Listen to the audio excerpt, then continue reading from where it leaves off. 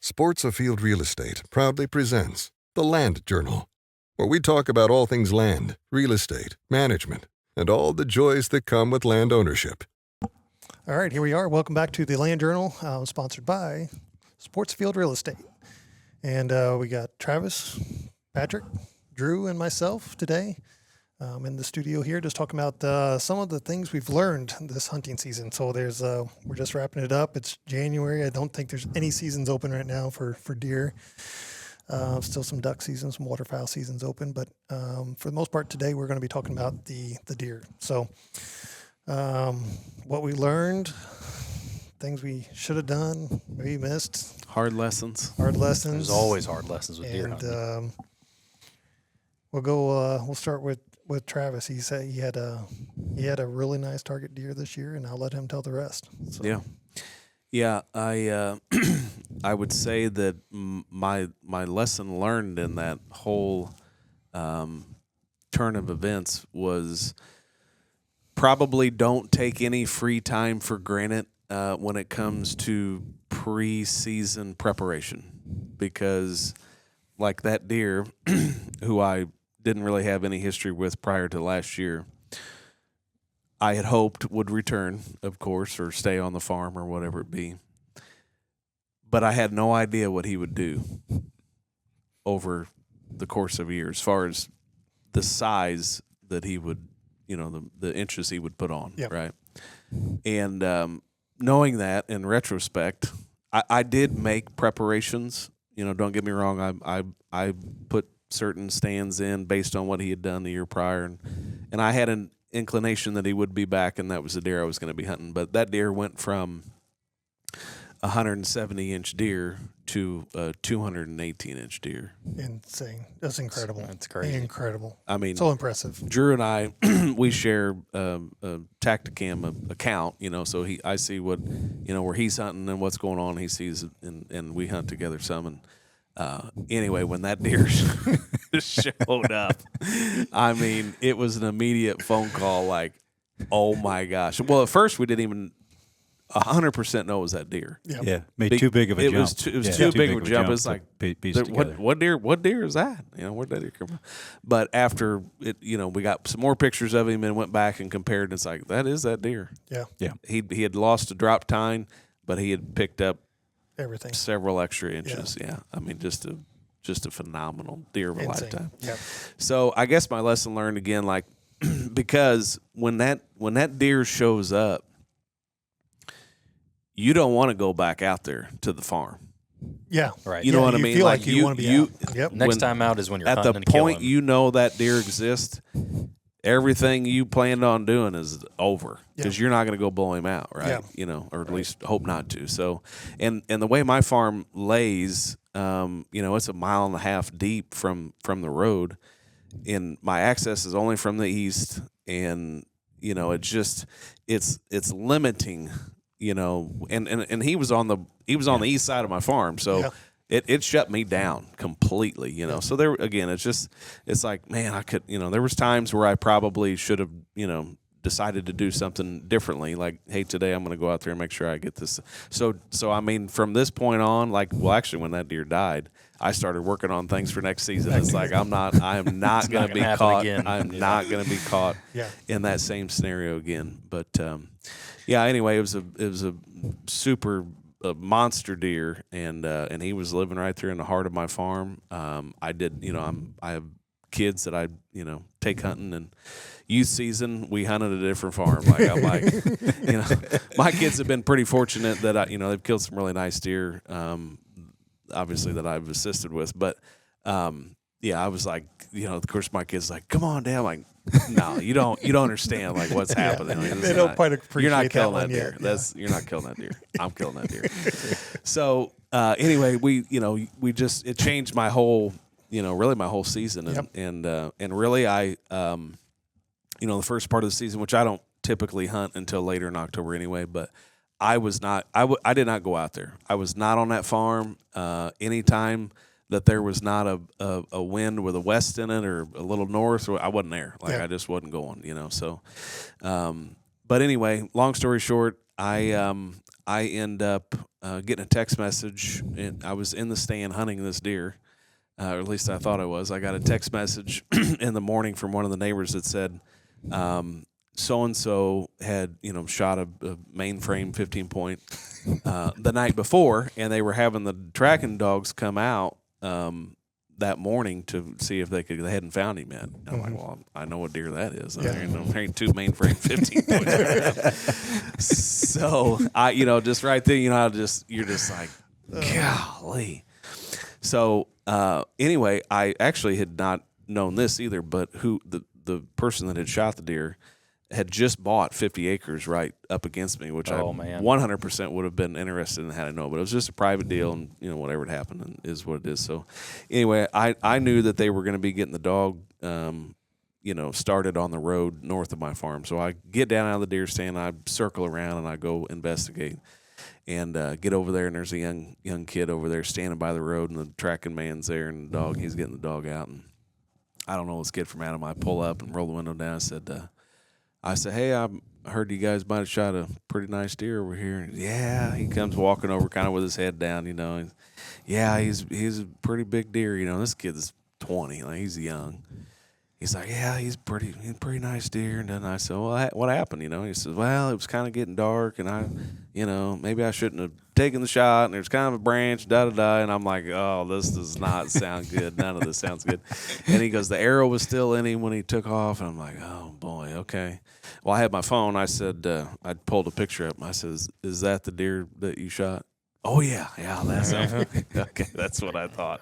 So anyway, he was pretty close to my property line where we were standing at, and he said, if that deer's track, takes off and goes that way, and is it okay to cross your property line? I'm like, yeah, of course, it's fine, no problem. Just text me when you get on, text me when you get off. So anyway, that day goes by, and nothing. I end up finding out they didn't find the deer. In fact, the tracking man said, we never even found any verifiable blood. So I'm like, well, oh, wow. I mean, I've seen deer pour blood out and not find them. So it's like, I know that there's pretty good chance he's alive. So we're just waiting, and I'm hunting still because I'm thinking, hey, he might be around. So I'm hunting, and we end up a few days later get a trail camera picture of him. Middle of the night, comes through one of my food plots, and I'm like, yes, he's still alive. Like I'm back on. Everything's great and wonderful again. And then literally a mile away from where I had my last trail camera picture from him, I think 2 days later, my other neighbor texted me and said, I just shot that deer. I'm like, wow. Oh, my gosh, are you kidding me? So, anyway, I packed the kids up. We go over, help them drag it out, and there's a whole, obviously I'm very happy for the guy. He killed a deer of a lifetime. Great and wonderful. But anyway, that was emotions for you. Oh, dude, I have been borderline depressed for quite some time. So it really 218 will do that to you. Oh man, it really took the wind out of my sails. But at the end of the day, it's deer hunting. Yeah. Deer don't know boundary lines. That's right. They don't know that's fence all there lines. is to it. No. So That's exactly anyway, right. if you learn anything from that story, don't sit around the house on Saturday. Get out, hang a stand, do this, do that. Make some improvements, make your plans, get them done, and get out because. Yeah. You lose that whenever a mature whitetail's around. You don't want to go in there. It makes you think different. We were 100%. Patrick and I are actually in Kansas. He was filming me on my place, and we were planning on we hunted three or four hunts, and then that next morning it's supposed to be like 50-mile-an-hour wind gusts, normal 25 to 30-mile-an-hour winds. I mean, it's going to be just pretty rough hunting, and not ideal wind. So I said, we'll just get up. We'll pack things up, get the last little things we need to do around the farm, and then we'll just leave. So, but of course, you wake up at 5 o'clock in the morning, flip open the phone, not flip it open. That's old. That made me really old there. Yeah. You get in and you start looking at the app, and I'm like, shit. Overnight, I mean, like 3 o'clock, 4 o'clock, a giant showed up, and he's only 80 yards from the house that we're in. And we were going to hunt the stand that's 150 yards from the house, but on the other side. And we got up, and I'm like, I don't know. Like what do you do? He just showed up. I don't want to just bump him. He's been here for 4 hours, and all of a sudden he gets bumped because we're trying to get to the deer stand. Like that, we're just going to bump him off, and we'll never see him again. Little backstory: he was deer that we knew that you had last year too, which went into the decision of not going after him because he was there last year too. So you knew he'd probably stay. Yeah, he was all over the farm last year. Passed him several times. He was just not quite there yet, and he blew up too. He blew up too. Yeah, he probably 35 inches. Yeah, 35 probably. Oh, wow. And so we, it just wasn't there last year, but I knew he was just all over. He ended up breaking his main beam off halfway through the season. So then I was like, well, that's going to give him some time. And we didn't hunt him. Just kept on thinking he was going to be around and hunted more and more. And just, but that morning, we decided not to hunt because I'm like, I just don't want to bump him. The wind's not it's just not. It's already marginal as far as being, even just shooting a bow at 30 or 40 yards with a 50-mile-an-hour wind gust. You don't know what's, it's just, I didn't want to risk that.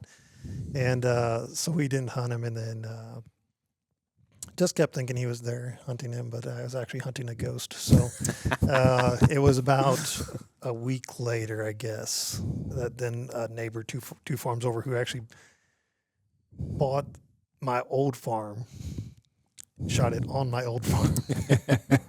But I didn't know about it, which I would have loved to have known about it. He was 177? 175. Yeah, so that's a toad.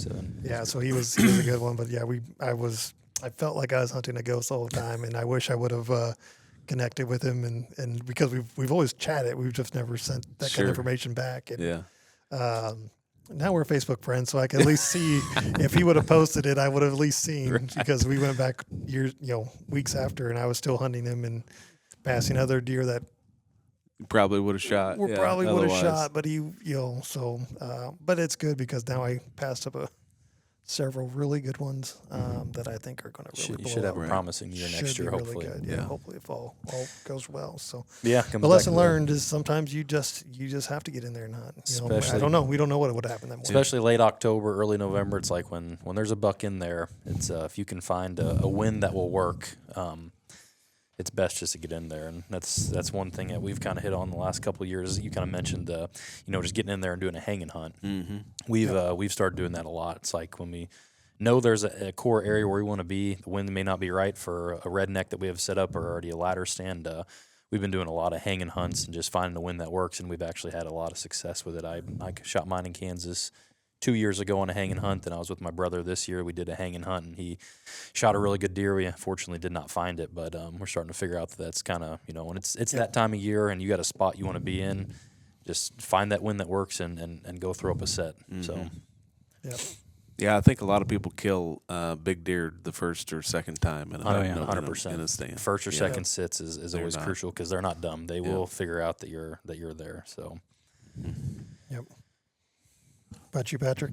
Anything learned? Well, yeah, hitting on that. Then I was fortunate enough to shoot a really good buck in Iowa in muzzleloader season this year, and kind of talking about the big blowups is same deal on this one. This deer was Chris actually had a bow tag last year, and we filmed this deer. He was probably just 125, 130 inch 8-pointer with 2 little drop tines, and I ended up shooting him this year, and he was 163 inches. So, I mean, he had a big blow up. But lesson learned, kind of, something that, we know of, but something that, people may not think of is, late season, it's all about the food, right? Yep. So we went in this summer and planted, 6 acres, 6.5 acres of corn, 2.5, 3 months in advance, which a lot of people don't think of, but the only way I'm killing that deer is by having that corn. We went in a week before and brush hogged it down, and without doing that prep work, there's no chance of he wouldn't have been there. No, because when it's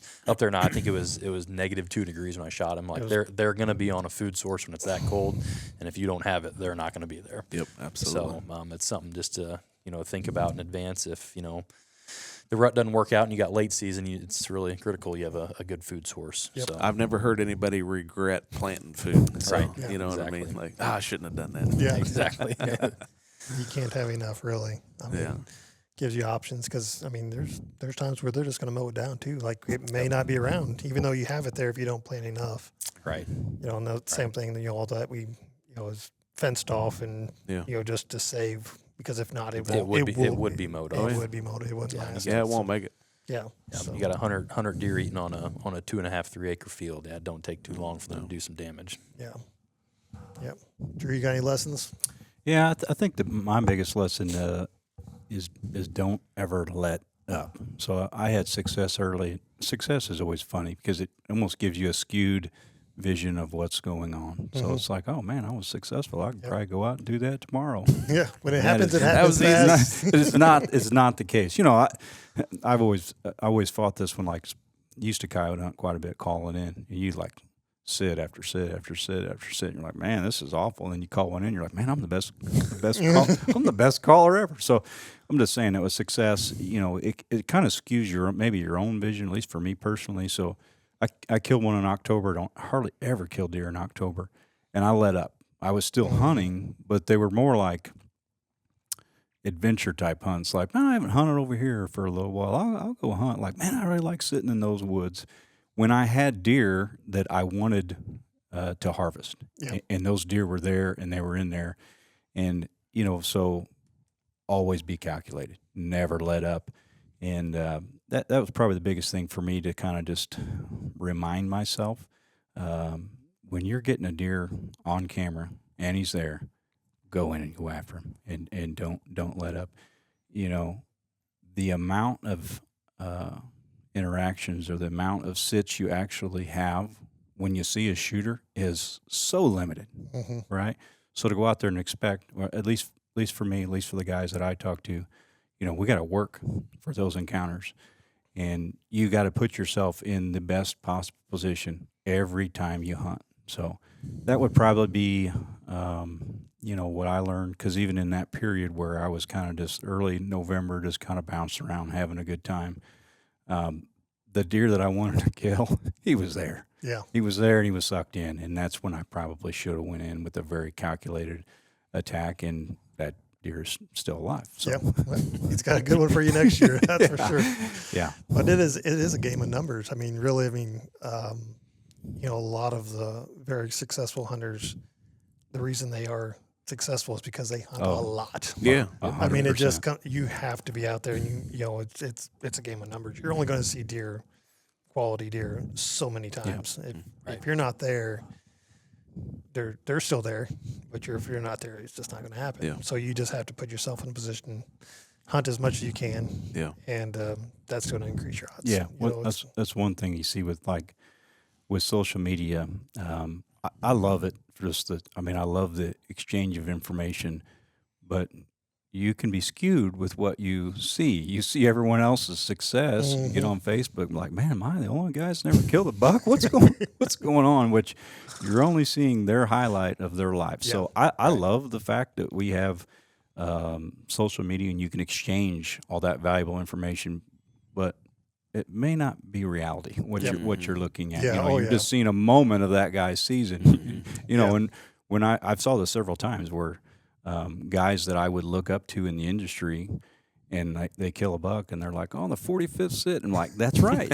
He's out there getting it too. Like it takes him just as long as it takes me." Yeah. You know. Oh, So, yeah. but you're right. I mean, you just anybody I know that's successful, they put the time in. Yeah, yeah. You see the peak, you don't see the mountain. Oh, yeah, you know 100%. that it takes to climb it, and that's what it takes. You know, it just takes a lot of hours and even a lot of prep work and a lot of scenarios. So I got a question for you on a new deer stand that you got and trail camera location. So, how long have you been hunting Grandma's farm?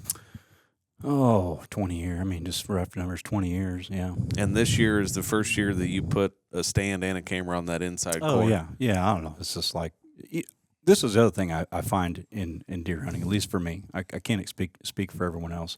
I get my own way all the time because I want deer to be in places where I want to kill them.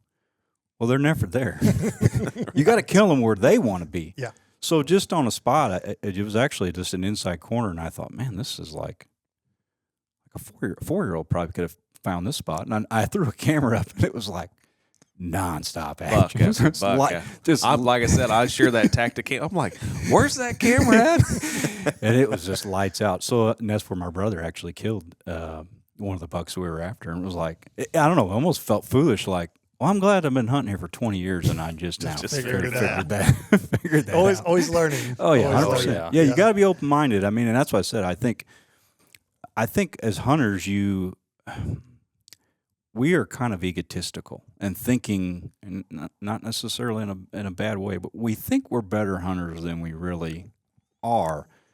And that is not always the case. You have got to stack things in your favor just to have those little bitty encounters. But you're right. You have to continually learn and open up your mind to what can I do different in these situations to kind of maybe tilt it in your advantage. Yeah, it's kind of one of those things I always say too. Like, deer have different personalities too. Like a human, we all don't do the same thing every day routine wise. So it's like on your own personal farm, it's like bucks aren't going to do the same thing year after year. Yes, there's going to be similar things, but it's like you still have to constantly learn your farm because bucks are going to do different things, and it's always changing. That's why you can't get too set on the same thing. So every mature deer is not going to have the same pattern they're going to do. Correct. Lots of different things. I know the deer that Drew killed last year, Hook. I mean, that deer, he didn't leave a postage stamp. Oh, man. I mean, that deer lived on just the smallest part of the farm. I mean, it was incredible to see, and that's not something you see very often. A lot of times you get deer that are moving. Their core area is a lot bigger than what his ever was, but. Yeah, you get those old deer like that, though. I mean, I feel like they get a little bit more. They can pick their area that they want to be in and control it, where, you get 3 and 4 year olds, they have to maybe roam a little bit more because they get pushed out a little bit more. But that's my opinion of that part, But you mentioned the coyote hunting, and I agree 100%. If you can call in a coyote every 1 in 4 or 5 sets, you're doing all right. There's a lot of non. Mine was like 1 in 20.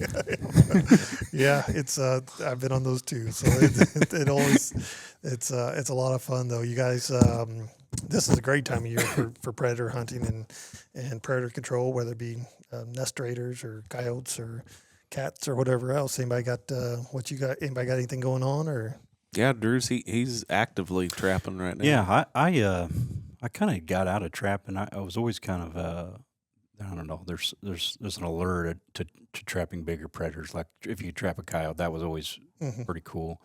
I did that for a little bit, but man, the last couple of years, I've just noticed the raccoon population.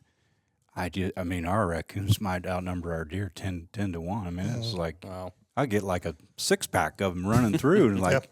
It almost kind of just driving me nuts. So I thought, you know what, I'm gonna try to. It's not something I want to eliminate them, but man, I got to lean on them just a little bit. I think the data shows and the history shows that getting or at least thinning some of your nest predators is going to help your turkey populations, and we're definitely in the area we are in. I would say we are in a turkey decline, but one of the things that I maybe didn't originally think about. You have food competition, so all those raccoons, they're eating the food that you're trying to save for your deer. So you've got a standing corn field, and every night it's like a parade of them. And it's like, well, I didn't plant these. I didn't plant this for the raccoons. But it's not only that. You got your mass crops too. So if you have you got oak trees or whatever, soft mass, those raccoons are hammering it. So I know that's a very small percentage, but in your mind you think, well, I'm trying to get rid of these nest predators for turkey, but you're giving a little more food to your deer as well. So I've started. I just went with the the basic coon cuff type deal, and just trying to thin them out just a little bit. Yep. What's your go-to bait? I've just been using cat food. I see how much they come up on my porch and eat my own my own cat's food, so I just try to do that. I did. I don't know how much this plays into it or not, but I've noticed with this colder weather, I feel like the scent maybe is not dispersed as much on that cat food. So I have I just bought just a little quick scent lure, just kind of put it around, and I noticed. I didn't put it on all the traps, but when I checked them the other day, the ones that I did put the scent on, I did have some catches. So I'm thinking that that's probably, helps a little bit just to get a little scent in the air. For sure. Cool. Yep. That's and I agree. I always heard kibbles and bits, man. You hear everything, sardines and marshmallows and everything else, but it is. I feel like the more scent you have out there, the further it's going to go more they're going to pull them in. So I'm saving some of my stuff for a little coyote and predator hunt that we have coming up. So I'm going to be really hammering them hard. Don't want to kill them quite yet. Until we give it a couple more weeks here. But I know, Travis, you've been hammering them on your farm. Yeah, we got a neighbor there at the farm that loves trapping, young man, and he comes out every evening after work and checks the trap. So me and the boys have been going along with him, and we give him free rein to do whatever he wanted out there and catch as many as he could. So we ended up catching. We pulled the traps now, but we caught 51 predators. So raccoons, possums, and skunks. So I mean, that was in a 10-day window. Wow. So there were plenty out there, and I'm still getting trail camera pictures of them. We didn't catch them all. Didn't get them all. I don't think you can get them all. So yeah, those cup traps are phenomenal. Super easy to use. I mean, even my 10-year-old, he can set them, stick them in the ground, and in fact, I bought 10 of them for him to use, and he had kind of his out there with Colton's, but. Anyway, they're super easy to use, so I highly recommend, if you got the time, and again, it's something fun to share with your kids and whatnot, go out and do that. But we've been really getting into the thermal game here in the last couple of years for coyotes, and it's a lot of fun. It's a game changer, that's for sure. My wife just loves when I come up with new addictive hunting ideas. She's like, "How much was that scope?" Yeah. Oh, don't talk about Not that. too much. I'm just talking about the time away. Even it's just like any hunting. Yeah. When you get into it and you get those first couple really good hunts, you're like, Oh man, this is going to be great. And then your bank account goes down and your time at home goes down. Yeah. But we've done really good. Last year I think we knocked on maybe 13 to 15 coyotes. It's incredibly effective. Like Very effective. I got some friends on Facebook that do that at home. I mean, it ain't nothing for them to 4 or 5 or 6 in a night. Yeah. I mean, it's effective. Yeah. You can't trap that many hardly. No, you really can't. And that was the one weekend was 11 in a 2-night deal. So it's about like bow fishing at night. If you ever we used to do that a lot too. And you're just like sitting there and it's 3:00 in the morning. And you're like, all right, one more set. And everybody's like, hey, it's time to go home. Yeah, we've been out here long enough. Yeah, but it's a great way to get them. But I do think they're going to get a little wise on us here. They traditionally haven't had to been fighting that calling at night, and coyotes are so smart. I mean, I just think they're going to figure it out here that even at night they're not safe. But while it's still a little new, it's we're going to take advantage of it. Yeah, so for sure. Yep. So how about you? You got anything going on? No, I was gonna hit on maybe one more thing before we wrap up, kind of gearing back to deer, if that's all right. I was just gonna. Drew and Travis here, as far as management wise, with because I know you guys got big farms and access to a lot of farms. As far as doe numbers or the older cull bucks, 7-8-year-old bucks, kind of what you guys do, or if you kind of try to stay on top of that much. I keep having kids, so they take care. That's what I'm saying. With you having all your boys starting right. to hunt, Yeah, so there's I don't have any trouble with the doe herd or some of them older bucks, and that's really what we've tried to do is obviously we want to harvest some of them, but rather than us maybe using our tags, it's perfect for the kids. Right. They care less what they're shooting. So, but it's definitely something super important. Yep. So they enjoy it. What about you, Drew? Yeah, I always go back and forth on the. I've been on probably both sides of the spectrum as far as the harvesting of does. You kind of see where people have done a very aggressive harvest, and maybe that makes your overall herd a little healthier. Your bucks would be a little bit bigger, but even this year it appears we had a little spell at EHD, which kind of knocked. I wouldn't say it was devastating or anything, but I don't know, just a little more reluctant to try to thin does when you want the herd there. So I'm always a little bit torn on what route to go there, because I understand both sides of the argument and and the benefits of both. But I just try to take a couple.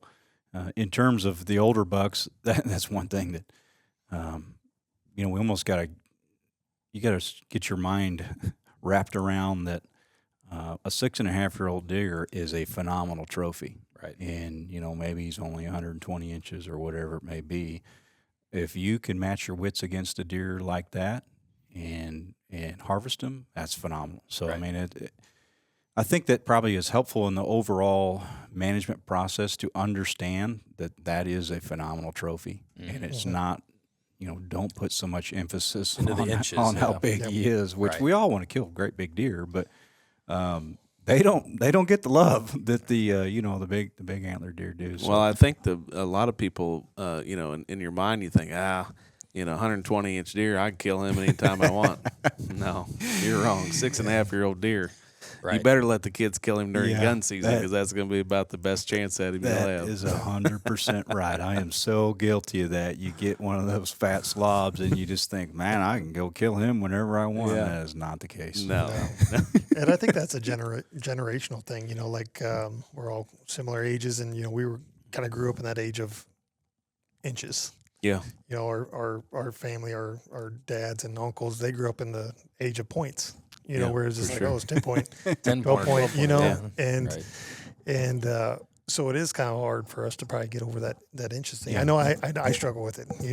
I had some old deer that I could have killed, and just were not impressive antlers, and Yeah. I just couldn't do it. I just could not pull. Well, I but think should. the main thing to really think about it from a management perspective is that deer is a dominant deer. It's going to push out. And the I good don't care if 3.5, he's 4.5 100 year-olds. inches or whatever. That deer is the boss. Yeah. And he will let everybody know. I mean, every year I got one. Yep. You know what I mean? As soon as you kill one and the next one one moves steps in. in. Oh, but, yeah. but they will push them, 4.5-year-old deer out that you're trying to manage and whatever. But Right. that is for sure. I mean, Yeah, you can we- see that time and time again. One thing a little different though is where I was at was Kansas, with it's one buck state. It's tough. Yeah. With you yeah, guys sure. having, even Missouri having a Yep. second buck, so like Yep. me killing him, that's it. That's a big sacrifice. That's it. Yeah, You're done. that's You're a done. big That's, sacrifice. so and then you kill him, and then the big boy comes in a week later, and you're like, Yep. Yeah. so it's tricky, but yeah, it's vital to manage them as best you can, especially the does. Yeah. I feel like so. Absolutely. Right on. Anybody else see anything to say? Well, we did experience that, in your farm this year where we actually had, I think, like 4 different bucks, what I would say older age class. Where I'm saying like 5.5-year-olds and older. And the 2 lesser antler deer took over the farm, and the 2 better bucks one went to the north and one went to the south. Yeah. Exactly. And we never saw them. I think they were all the same age class. I think they were all in that 5.5 to 6.5 range. But, a farm just cannot hold that many age class deer. Dominant, so mature just bucks. disperse them. I'm not saying that they were all fighters or all bullies, but when you have a dominant buck, they need a certain amount of space. Yep. And we saw that. They were just kind of all in there, and as soon as October they just pushed them out, and the 2 we never saw again. Yeah. Right. One thing we're working on really, you start getting into like you're mentioning the age ranges, because we everybody has their own opinion on body size and this and that as far as how each deer is. And one thing we've been trying to work on more is actually getting them aged once they are harvested. Oh, yeah. Actually send the teeth off, get them. That's like 97% accuracy. Where they can say this is for sure this old of deer. Because other than that, it's still just I guess. our guess. guesses, Yep. and different times of the year can just really mess with their body weights and everything, make it just harder to age them. Even just like you mentioned before, every deer is different. Our bodies grow different than everybody else's. Deer can be the same way, So, so we're really going to try to focus more on when we do harvest them. Is let's get them aged. What's the Yeah. name of the place that we? Yeah, deerage.com. Deerage, I've yeah. started doing it, Yeah. especially on a deer that I have some sort of history with, because to verify your guess, how far off was I? You know what I mean? And I've been off a little bit. Sometimes you want to make a 4.5-year-old a 5.5-year-old, Yeah. and then you and don't get me wrong, a 4.5-year-old deer is great, probably in most parts of the Midwest, but in some of our very heavily managed areas, we would love to get him to 5.5. And man, I have killed some 4.5-year-old deer that I wish I would not. Yeah. You Would know, you you're like, say and you're- people are usually higher or lower? What's guessing? that? Would you say people usually guess higher or young, like older or younger?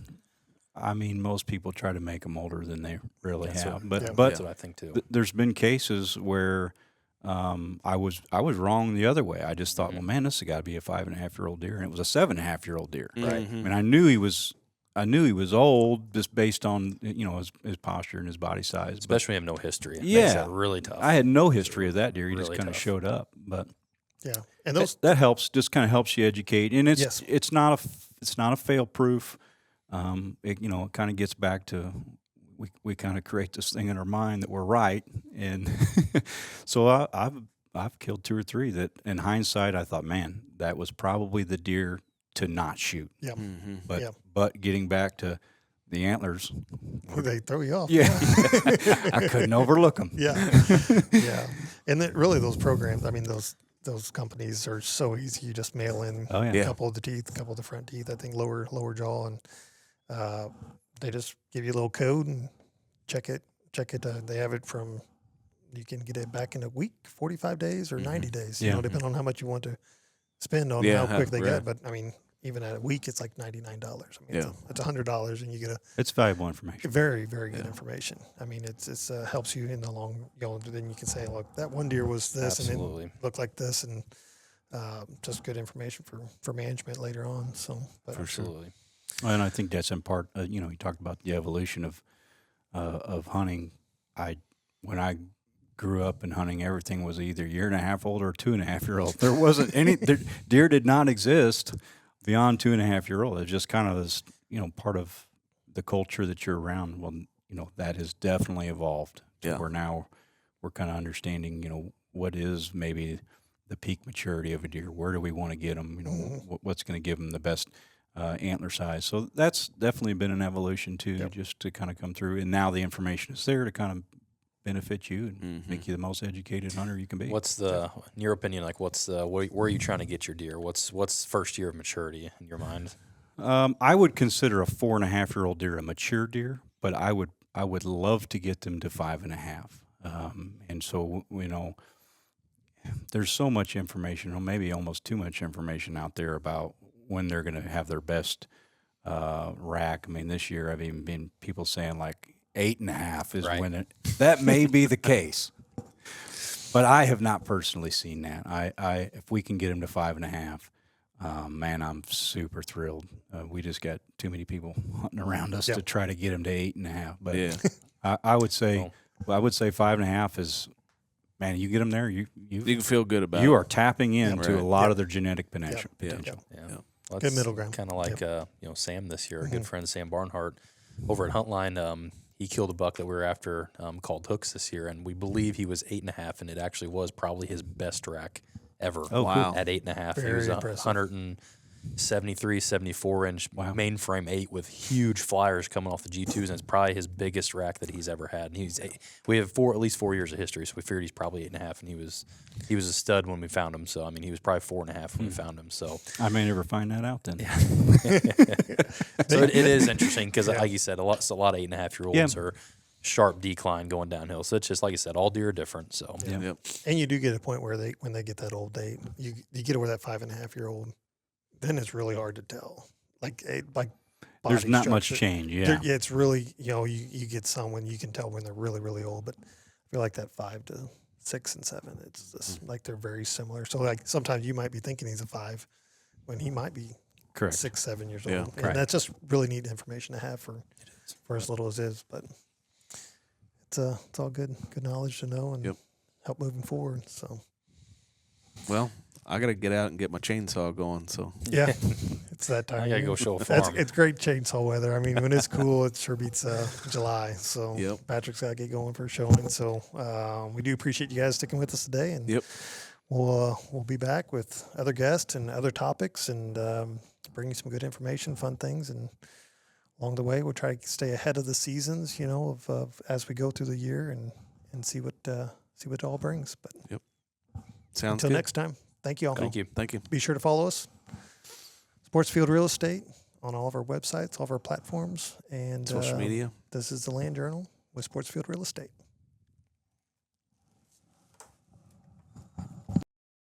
While we are professional land brokers, these discussions are simply our opinions and should not supersede any advice from your tax, financial, or legal professional.